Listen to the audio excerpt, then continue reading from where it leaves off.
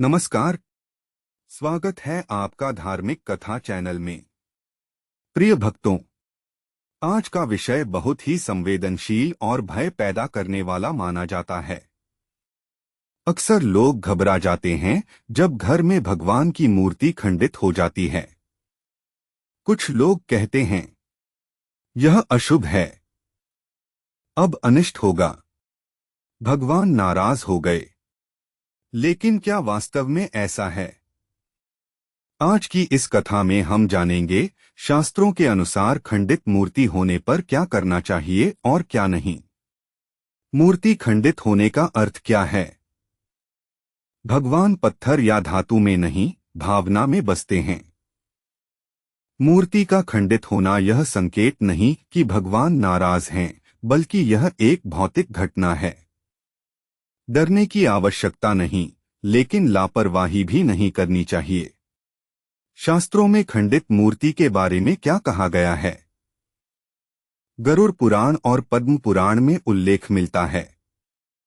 यदि मूर्ति टूट जाए, हाथ पैर मुकुट खंडित हो जाए, दरार आ जाए, तो उस मूर्ति की नियमित पूजा रोक देनी चाहिए।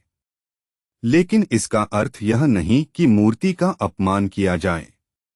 सबसे पहली गलती जो लोग करते हैं, टूटी मूर्ति को कूड़े में फेंक देना, नाली में डाल देना, बिना विधि के छोड़ देना।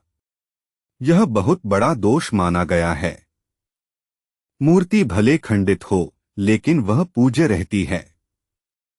सही विधि खंडित मूर्ति का क्या करें? पूजा रोक दें, सम्मान बनाए रखें। उस मूर्ति के सामने दीपक जलाना, भोग लगाना, मंत्र जाप अब न करें, लेकिन उसे साफ कपड़े में रखें। जल में विसर्जन, यदि संभव हो तो नदी, सरोवर, बहते जल में सम्मानपूर्वक विसर्जन करें। विसर्जन से पहले कहें, हे प्रभु, यह सेवा मुझसे पूरी न हो सकी, कृपया क्षमा करें। मिट्टी में समर्पण, अगर बहता जल उपलब्ध न हो, पीपल, तुलसी, किसी पवित्र वृक्ष के नीचे मूर्ति को भूमि में दबाया जा सकता है। क्या नई मूर्ति लानी चाहिए? हाँ, खंडित मूर्ति हटाने के बाद नई मूर्ति लाना शुभ है। प्राण प्रतिष्ठा आवश्यक नहीं, घर में श्रद्धा ही पर्याप्त है। क्या खंडित मूर्ति अशुभ फल देती है?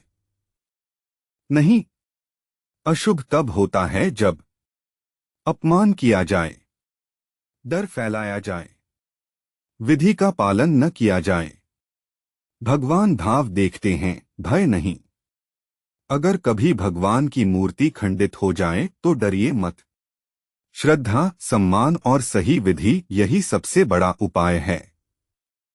इस ज्ञान को दूसरों तक अवश्य पहुंचाइए, ताकि कोई अज्ञानवश पाप न कर।